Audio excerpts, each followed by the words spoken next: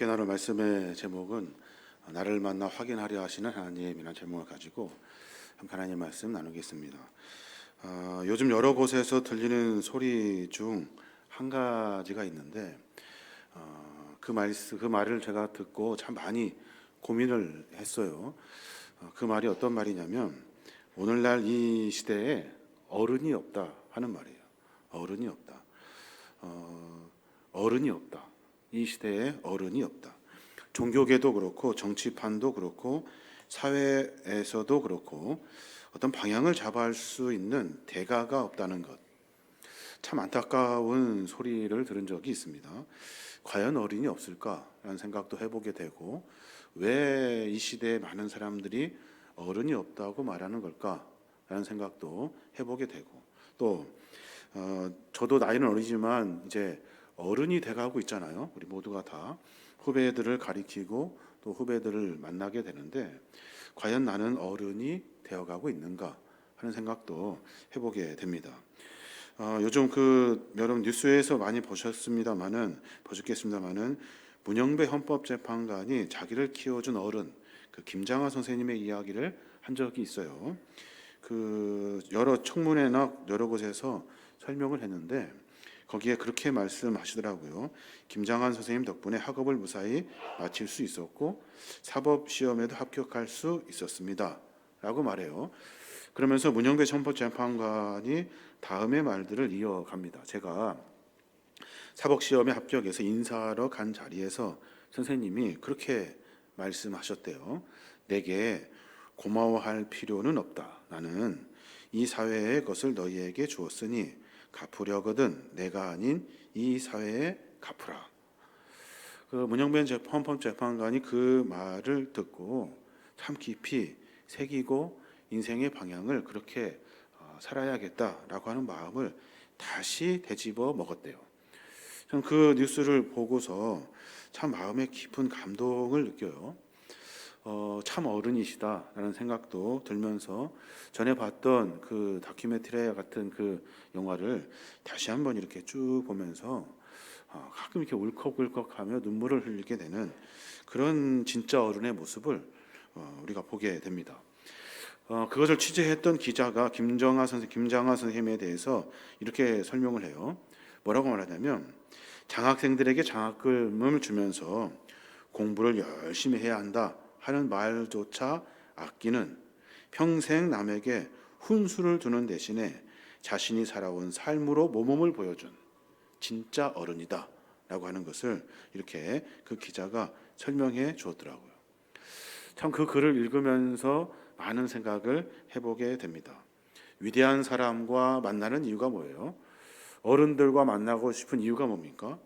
그 한마디 한마디를 통해서 내 인생의 방향을 바꿀 수 있기 때문에 그게 그 시간이 그 어른이 굉장히 소중하고 그 어른을 통해서 인생을 바꿀 수 있기에 그렇게 만나려고 노력을 하는 거 아닌가 하는 생각을 해보게 됩니다. 워린 버핏이라고 여러분 아시죠?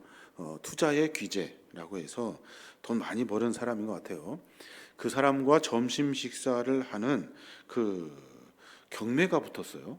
한 끼 점심 식사를 하는데 경매를 이렇게 붙여가지고 가장 많이 써낸 사람과 점심 식사를 한대요. 왜 그러냐면 그를 만나면 돈도 벌 수 있고 여러 일들에 영향력을 행사할 수 있기 때문에 그런 것 같아요. 그 경매의 돈을 그 사람이 갖는 건 아니고 이렇게 노숙자나 알코올 중독자나 이렇게 빈곤한 자들에게 나누어 주는 일들이기 때문에 그렇게 사람들이 거부감은 없습니다만은 2022년도를 마지막으로 해서 그 워린 버핏과 식사하는 것이 이렇게 이제 그 뒤로는 하지 않는데요. 근데 마지막 그 식사 한 끼의 경매 가격이 한화로 277억이었대요. 277억. 그러니까 277억을 주고 그 사람과 한 끼 점심 식사를 하는 거예요. 엄청난 금액이 아닌가 하는 생각을 해보게 됩니다. 왜 그렇습니까?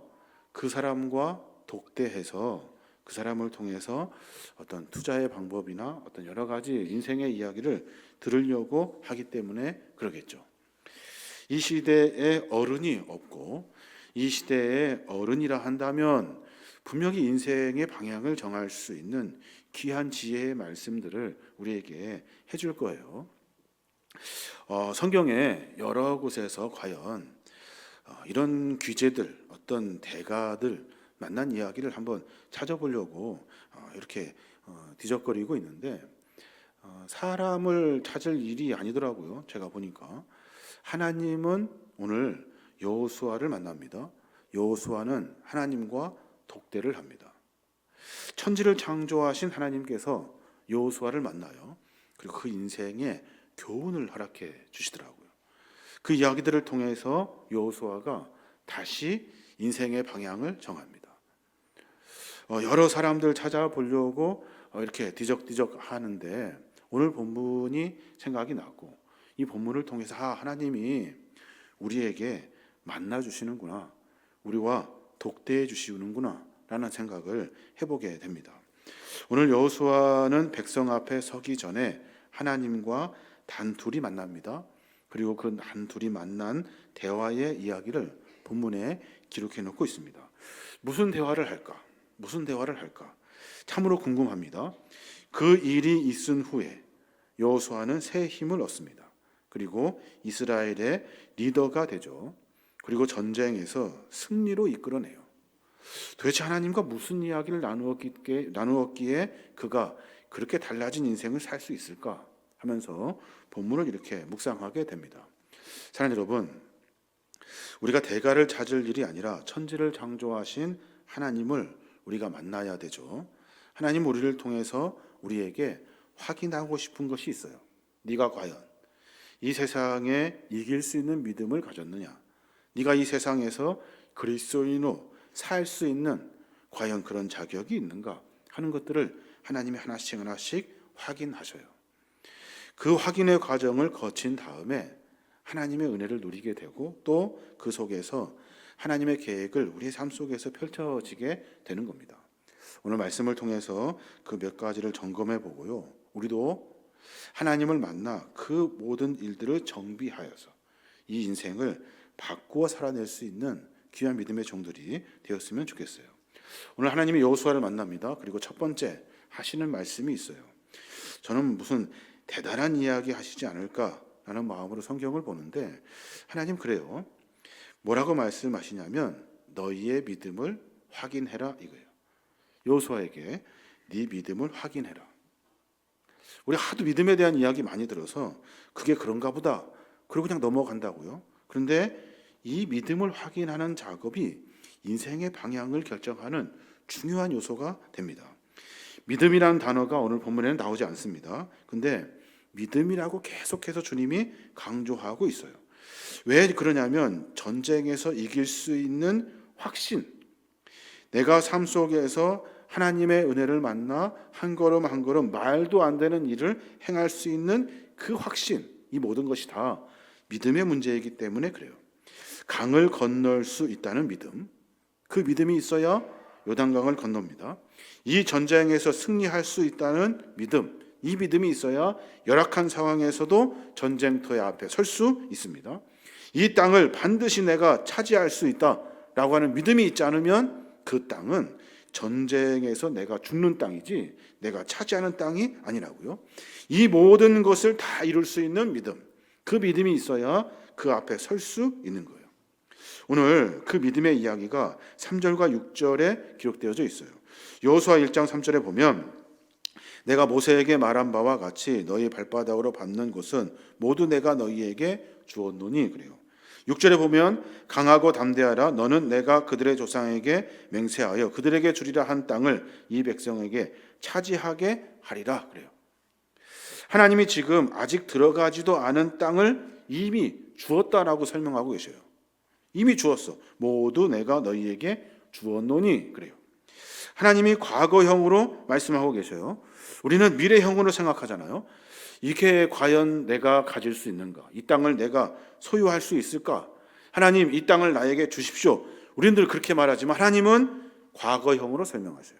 내가 너에게 이 땅을 주었다. 내가 이 땅을 우리 백성들에게 차지하게 하였다. 하나님마저도 너희가 차지할 수 있을 것이다. 차지할 확률이 높다. 차지하기를 나도 기도한다 그랬다면 여호수아는 그 일을 이루지 못했을 거예요.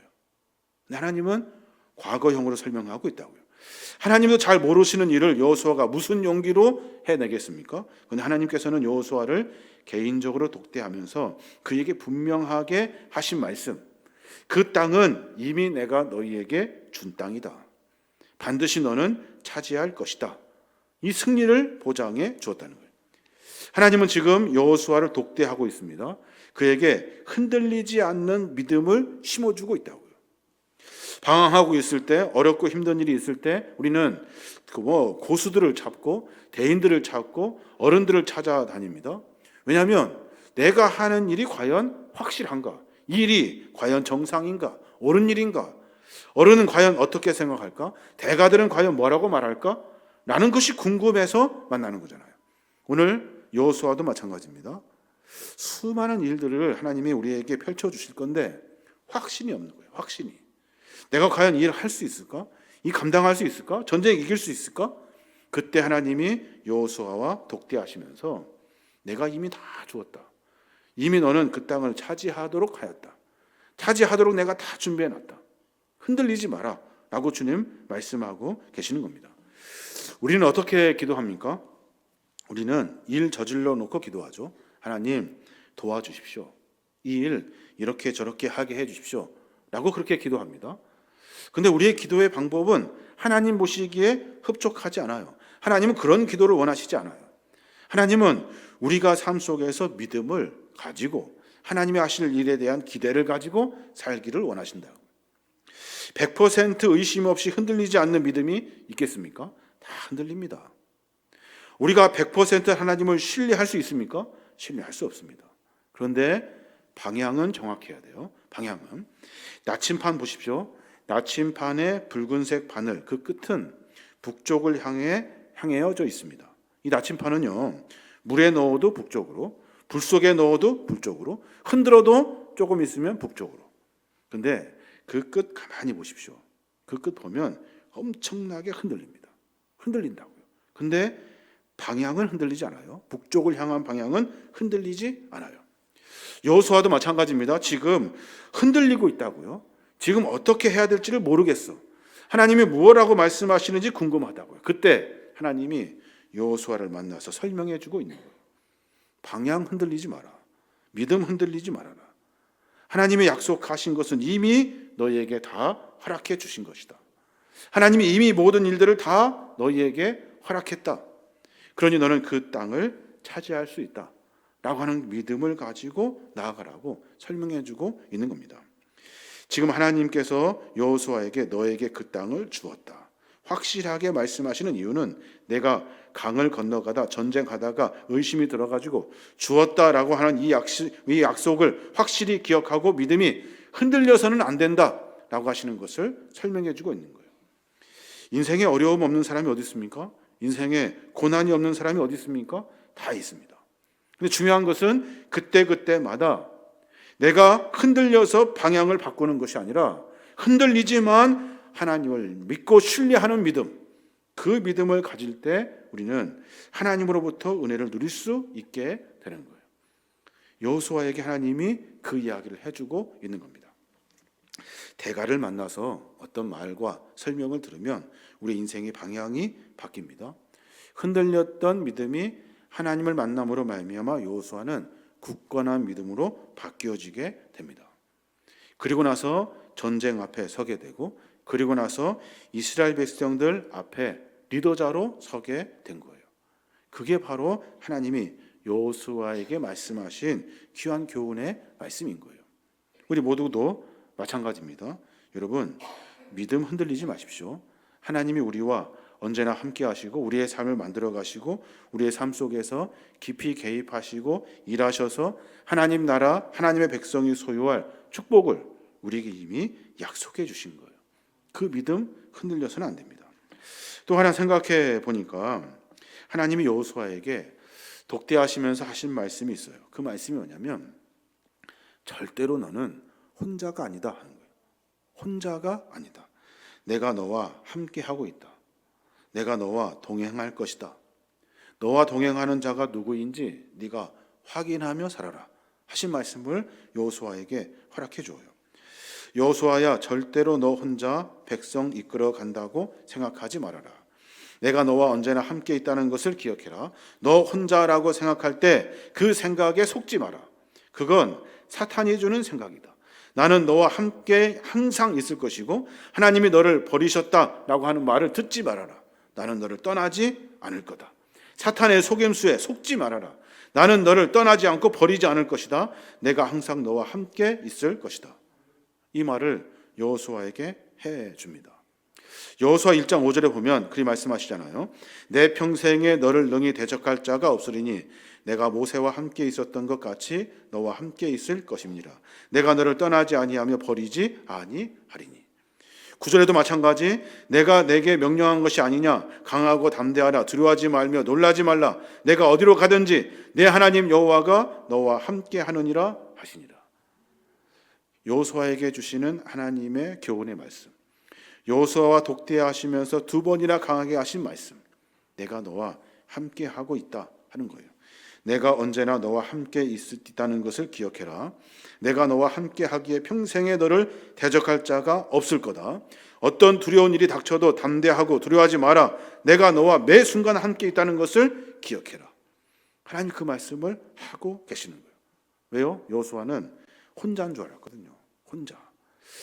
혼자 이 일을 어떻게 다 해내냐, 이 일을 다 어떻게 감당하나 라고 생각했을 때 하나님이 그 말씀을 하시는 거예요. 어렸을 적에 동네 형들에게 이렇게 맞을 때가 있었어요. 이렇게 형들이 가끔 이렇게 때리잖아요. 힘없이 꼼짝없이 맞아야 하는 상황입니다. 근데 그때 그 사건이 한순간에 반전되는 경우가 있습니다. 그 경우가 언제냐면 우리 삼촌이 올 때, 막내 삼촌이 올 때, 그때는 그 일이 반전됩니다. 나를 때렸던 사람들이 도망가기 시작합니다. 근데 조금 이렇게 막내 삼촌과 대적할 수 있는 형들이 있어요. 티격태격 합니다. 그러면 그때 그 상황도 역시 반전될 수 있습니다. 어떻게 해요? 우리 아버지가 나타나면 끝나요. 상황은 다 끝나. 한 말씀 하시고 소리 지르면 이제 그 모든 것이 다 끝나버려요. 처음에는 나 혼자인 줄 알았다고요.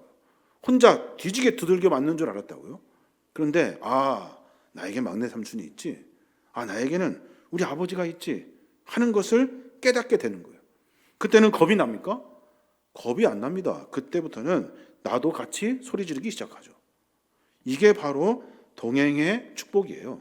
하나님이 나와 함께 해 주신다는 거예요. 여호수아와 하나님과 독대하면서 하나님이 하시는 말씀, 너는 누구와 싸워도 기죽지 마라. 두려워하지 마라. 강하고 담대해라. 왜요? 내가 너와 함께 할 거니까. 걱정하지 말아라 라고 이야기하고 있는 거예요.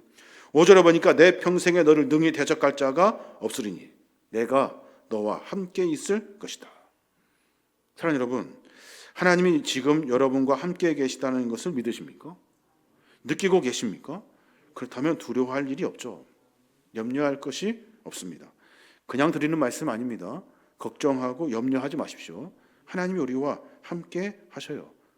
이 막연한 이야기가 우리의 믿음과 신앙의 방향을 정합니다.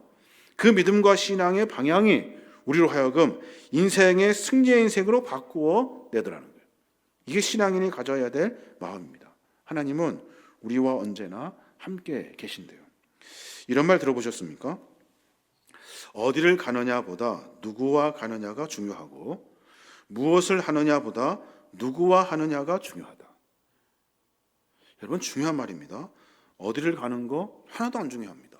무슨 상관입니까? 누구와 가느냐가 중요하죠. 나 혼자 가면 그 곳은 큰일 나는 곳이죠. 어렵고 힘든 곳이 될 거예요. 뻔히 아는 길입니다. 그러나 하나님과 함께 가면 중요하지 않습니다. 어디를 가느냐는 중요하지 않아요. 무엇을 하느냐보다 누구와 하느냐가 중요합니다. 무엇을 하는 것이 뭐가 중요합니까? 어렵고 힘들고 피곤하고 그 일 때문에 고민되는 일들 있습니다. 그것 때문에 주저할 일 아니에요. 나는 지금 그 일을 하나님과 하고 있는 거예요. 그러면 그 일은 아무것도 아닌 것이 돼버리는 거예요. 어디를 가느냐보다 누구와 가느냐가 중요하고 무엇을 하느냐보다 누구와 하느냐가 훨씬 더 중요하다. 우리가 아무리 안전하고 평탄한 길을 걸어도요, 그 길에 하나님이 함께 하시지 않으면 가장 위험한 길이 되는 거예요. 가장 위험한 길을 걸어도 하나님이 함께 하시면 그 길은 가장 안전한 길이 되는 거예요. 존 오포드 목사님이 계셔요. 그분의 책을 보면 참 유머스럽기도 하고 그 책을 막 한 번에 그냥 써 내려가는 그 필력이 대단하셔요. 그분이 그 책이 물 위를 걸으면서 단순하게 믿어라 라는 책이 있어요. 물 위를 걸으면서 단순하게 믿어라. 거기에 보면 그분이 하신 한 줄의 말이 참 제 마음에 꽂혀요. 뭐라고 하셨냐면, 예수님 없는 배 안보다 예수님 계신 파도 위가 더 안전하다. 예수님 없는 배 안보다요, 예수님 계신 파도 위가 더 안전하대요. 제자들이 배를 타고 그 갈릴리 호수를 건너갑니다. 그때 멀리에서 어두컴컴한데 저쪽에서 예수님이 물 위로 걸어오고 계셔요. 그때 11명의 제자는요, 배 위가 훨씬 안전하다고 생각하고 배 위에 그대로 있습니다. 딱 한 명, 베드로는 배 위가 아니라 그 물 밖을, 바다 위를 걸어갑니다. 바다 위를. 베드로의 생각은 자기 눈에 예수님이 안 계신 배 안은 위험하다 생각한 거예요. 내가 주님이 계시는 물 위가 훨씬 더 안전하고 완전하기 때문에 그곳에 발을 내딜 수 있는 거예요. 이 베드로가 배 안에 아니라 예수님이 계신 곳이 훨씬 더 안전하다고 생각했기 때문에 그가 바다 위에 자기 발을, 자기 몸을 던진 거예요. 주님 여기 계시기에 이 깊은 바다가 반석이 된대요. 이 찬양 가사를 제가 보고 참 마음이, 나는 그렇게 살아야 되는데 그렇게 하지 못한 것이 후회가 돼요. 주님 여기 계시기에 반석 위를 내가 걷는데요. 주님 여기 계시기에 저 거친 파도가 반석이 된대요. 바다에 빠지면 안 빠질 사람 있습니까? 있습니다. 그런데 바다에 주님이 계시면 그 바다는 반석이 된대요. 그 어떤 것보다 단단해진다는 거예요. 여호수아가 너가 어디를 가든지 내가 함께 할 것이다. 내가 너와 동행하고 있다는 사실을 한시도 잊지 말아라. 그것만 기억한다면 내가 두려워할 것이 없다. 주님이 계속해서 말하고 설명하고 있는 거예요. 골리앗 앞에 소년 다윗이 섰습니다. 다윗은 골리앗 무서워하지 않습니다. 두려워하지 않습니다. 그 담력 어디서 왔습니까? 골리앗에게는 없는, 다윗에게만 있는 하나님이 나와 함께 하신다는 사실을 다윗은 믿고 신뢰하며 골리앗 앞에 섭니다. 사람들은 골리앗이 두려워가지고 너무 커서 무서워서 벌벌대지만 다윗에게는 아무것도 아닌 거예요. 네가 가지고 있는 칼, 나는 칼 대신 하나님을 가졌다. 네가 가지고 있는 창, 나는 창 대신 하나님을 가졌다. 하나님이 나와 함께 하시다. 만군의 하나님께서 나와 동행하고 계시다 라고 하는 믿음과 신뢰를 가지고 골리앗 장수 앞에 어린 다윗이 쓴 거예요. 몇 살쯤 되었을까요? 역사적으로 추론해 보면 13살에서 15살이 가까워요. 그 어린 나이에 그 큰 장수 앞에 선 거예요. 설 수 있는 이유, 하나님이 나와 함께 계시다고 하는 믿음. 그 믿음 때문에 그 일이 가능한 거예요. 인생에 수없이 많은 문제들이 있습니다. 그 문제를 어떻게 해결해낼 수 있을까요? 고인들 만나고 지인들 만나고 막 대단한 사람들 만나서 한마디 들었으면 좋겠죠. 하나님 우리에게 수없이 말씀하세요. 내가 너와 함께 하고 있는데 어디 가서 다른 일을 하고 있니? 왜 쓸데없는 것 하고 있니? 라고 말씀하고 계시다고요. 나와 함께 하신 하나님께서 내 인생을 만들어 가셔요. 한 가지만 더 생각해 보면 하나님은 여호수아를 만납니다. 그리고 독대하시면서 여호수아를 일으켜 세우셔요. 그리고 나서 그의 인생 가운데 중요한 말씀을 통해서 믿음의 신앙의 길을 걸어가도록 여호수아를 세워주신다고요. 마지막 하신 말씀이 뭐냐면 내 안에 말씀이 있는가 확인해 봐라 라고 하시는 말씀이에요. 네가 말씀을 지금 붙들고 있느냐 하는 거예요. 여러분 한번 제가 질문을 해 드릴 거니까 한번 답해 보십시오. 아주 위험한 강가가 있습니다. 당장에 막 집어삼킬 것 같이 큰 강물이 막 휩쓸려 내려갑니다. 거기에 커다란 푯말이 있어요. 푯말이 뭐라고 써 있냐면 절대로 들어가지 마십시오. 그런데 그 푯말 옆에 한 사람이 기도합니다. 하나님, 이 강에 들어갈까요 말까요? 주님 말씀해 주십시오. 이렇게 열심히 기도를 했대요. 내 귀에 똑똑히 말씀해 주십시오. 한참 기도했는데 하나님 말씀 안 하셔요. 한 말 안 하셔요. 실망한 사람이 그 자리에 일어나서 하늘을 향해 소리를 지릅니다. 말씀도 안 해주신 하나님, 앞으로 내가 어떻게 믿고 따르겠습니까? 하나님, 안녕히 계십시오. 다시는 찾을 일 없을 겁니다. 하고 뒤돌아섰대요. 질문입니다. 이 사람에게 하나님의 말씀을 하셨습니까? 안 하셨습니까? 하셨습니까? 안 하셨습니까? 하셨죠. 팻말에 써 있잖아요. 팻말에 절대로 들어가지 마라. 그 말을 놓고도 여전히 다른 엉뚱한 것을 기도하고 있다고요. 팻말이 뭘까요? 팻말은 하나님의 말씀이죠. 하나님 말씀. 하나님 말씀은 하나도 안 보고 안 읽고 안 듣고 하나님이 나에게 직접적인 하나님의 음성만 내가 듣겠다 하는 것처럼 어리석은 일이 없어요. 팻말은 하나님의 기록된 말씀이에요. 인생을 살아갈 때 내가 너에게 수없는 이야기들을 통해서 말씀을 통해서 말씀해 주셨다는 거예요. 그 말씀을 읽고 들을 때 내 인생의 방향이 정해지는 거예요. 하나님이 나에게 귀에 대고 직접적으로 말씀하시는 경우가 거의 없거든요. 근데 말씀을 통해서, 성경을 통해서 우리에게 방향을 가르쳐주고 말씀해주고 계시는 거예요. 그 말씀은 땡겨버리고 내가 귀에 직접 듣는 말씀만, 내가 직접 체험하는 일들만 내가 하겠다. 그게 정상적인 신앙이 아니라는 거예요. 오늘 여호수아에게 주님이 그 말씀을 하고 계시는 거예요. 여호수아 1장 8절에 보면 이 율법책을 내 입에서 떠나지 말게 하며 주야로 그것을 묵상하여 그 안에 기록된 대로 다 지켜 행하라. 그리하면 내 길이 평탄하게 될 것이며 내가 형통하리라. 뭐하러 이렇게 말씀하십니까? 직접적으로 말씀하시면 되지. 하나님은 그런 분 아니시기 때문에 그래요. 여호수아 이렇게 가 저렇게 가 이렇게 저렇게 직접적으로 말씀하시지 않겠다는 거예요. 율법책에 나와 있으니까 네가 보고 그것을 따라. 율법책을 그래서 내 입에서 떠나지 말게 하고 주야로 그것을 묵상해. 그리고 그 말씀에 기록된 대로 행해. 그러면 내가 너를 평탄하게 할 것이고 형통하게 할 거라고 이미 말씀해 준 대로 이루어질 거야 라고 말하고 있는 거예요. 모세, 이스라엘 백성들 앞에 서고 전쟁 앞에 나가기 전에 말씀 읽었을까요? 안 읽었을까요? 읽었겠죠. 아침 저녁으로 읽으라 했으니까 아침 저녁으로 읽었겠죠. 그냥 읽기만 했겠습니까? 묵상했겠죠. 그 말씀을 마음 깊이 새겼겠죠. 그리고 내가 뭘 해야 되는지 깨달았겠죠. 8절이 그래서 그렇게 말하는 거예요. 이 율법책을 내 입에서 떠나지 말게 하래요. 내 입에서 읽고 또 읽고 또 읽고 말하고 또 말하고 계속해서 율법을 내 입에서 떠나지 말게 하래요. 그것을 주야로 묵상하래요. 묵상이 뭐예요? 마음속에 새기는 거예요. 마음속에 그 말씀을 새기는 거예요. 그리고 그 안에 기록된 말씀을 다 지켜 행하는 거예요. 손과 발이 내가 그 말씀을 행할 수 있도록 지킬 수 있도록 내 온 몸이 전체로 하나님의 말씀의 삶으로 살 수 있도록 하는 것.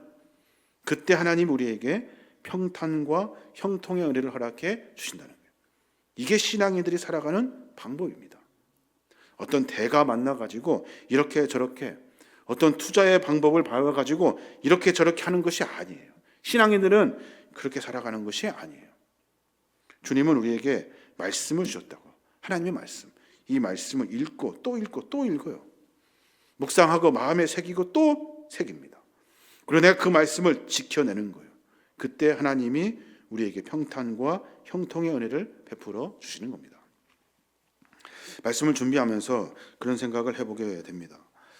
대가를 좀 만났으면 좋겠다. 어른을 좀 만났으면 좋겠다. 누가 나에게 가르쳐주면 좋겠다. 라는 생각이 들어요. 그런데 어른 없습니다. 대가는 없습니다. 하나님보다 대가가 있겠습니까? 하나님보다 더 많이 아는 사람이 있겠습니까? 없습니다. 하나님 우리에게 이미 말씀해주고 계셔요. 우리의 삶을 어떻게 살아야 될지를 말씀해주고 계시다고요. 이미 너에게 다 약속해 주었다. 이미 너에게 그 땅을 다 주었다. 이미 하나님께서 일하시고 계시다. 하나님이 너에게 그 일을 맡겼다 라고 하는 믿음. 그 믿음이 우리 안에 있어야 하는 거예요. 그래야 무너지지 않습니다. 흔들리지 않습니다. 내가 너와 함께 동행하고 있다는 거예요. 우리는 혼자 한 줄 알죠. 그래서 누구한테 물어봐야 된다고 생각한다고요? 그렇지 않다는 거예요. 내 옆에 하나님이 계시다는 거예요. 아무리 어렵고 아무리 고되고 위험하고 거친 일이 있다 하여도 그 일 속에서 무너지지 않는 이유는 내가 지금 하나님과 함께 하고 있다는 믿음 때문에 그래요. 지금 나와 함께 계시고 계신 분이 하나님이시거든요. 그러니까 나와 함께 계신 하나님, 그 하나님을 믿고 신뢰하며 나아가야 하는 거예요. 그게 우리의 신앙의 삶의 모습이 되어야 하는 겁니다. 그리고 또 아침 저녁으로 하나님 말씀을 듣고 하나님 말씀을 읽고 하나님 말씀을 행할 수 있도록 삶을 정비해야 하는 거예요. 말씀은 뭐 그냥 가끔 들리는 말씀, 목사님이 감동적으로 또 재밌게 이렇게 해야 들려지는 말씀 그게 아니다니까요. 말씀은 내가 읽어야 돼요. 내가 읽고 그 말씀을 내 마음에 새기고 내가 그 말씀을 내가 행하며 사는 거예요. 이게 하나님이 우리에게 허락해 주신 말씀이라고요. 그래야 신앙의 방향을 정할 수가 있는 겁니다. 여러분 꼭 기억하십시오. 하나님 저와 함께 해 주십시오. 하나님 이 문제 해결해 주십시오. 이런 기도 하나님이 원하시지 않으셔요. 하나님이 저와 함께 계시다는 사실을 잃어버리지 않게 해 주십시오. 하나님이 이 일을 나에게 맡겨주셨다는 사실을 깨달을 수 있도록 도와주십시오. 나 혼자가 아니라 하나님이 내 삶 가운데 같이 계시다는 사실을 놓치지 않도록, 잃어버리지 않도록, 혼자 잃어버리고 외롭지 아니하도록 하나님이 내가 함께 계시다는 사실을 잃어버리지 않게 해주십시오 라고 기도하는 것이 우리의 기도가 되어야 하는 거예요. 이게 바로 신앙인의 모습이라는 겁니다. 우리가 이제 또 한 주간의 삶을 시작하게 됩니다. 신앙인의 삶이 참 어렵고 힘든 것 같아요. 근데 하나님 우리에게 말씀하셨어요. 믿어라. 그리고 또 하나, 내가 너와 함께 하고 있다. 그리고 말씀을 읽어라. 그러면 너의 삶의 길을 알 수 있다. 어디로 가야 형통인지, 어디로 가야 평안인지 알 수 있다는 거예요. 그것보다 명확한 방법을 내버려 두고 다른 거에 분주해하지 말아라 하시는 것이 하나님의 말씀입니다. 사랑하는 여러분, 우리 모두가 다 믿음을 좀 정비하십시오. 본질을 찾아가야 합니다. 삶 속에서 하시는 하나님의 음성을 듣고 내 삶 속에서 주님의 말씀에 따라서 형통과 평안의 길을 만나야 하는 겁니다. 만약에 하나님이 나와 독대하신다면, 하나님이 나를 만나 주셔서 내 삶 속에서 하나님이 나에게 하신다고 하면 나에게 이 세 가지를 확인하실 것 같아요.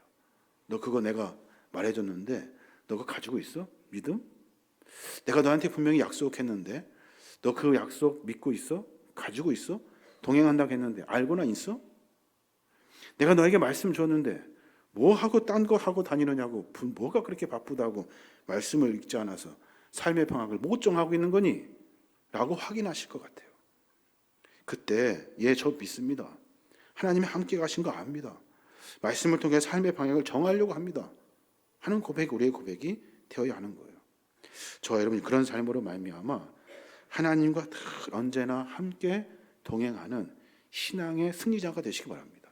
그 믿음의 삶으로 거룩한 믿음의 길을 걸어가시는 저와 여러분이 되시길 주님의 이름으로 축원합니다. 아멘. 주님 나를 부르시니 두려움 없이 배서 나아가리라. 주님 나를 부르시니 주님 내게 오라시니 주님 보고 계시기에 의심치 않고 바다를 걸어가